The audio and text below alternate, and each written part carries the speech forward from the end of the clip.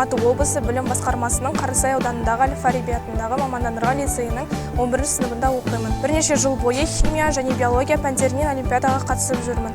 Қазақстан білім олимпиадасында бағымды сынап көрдім.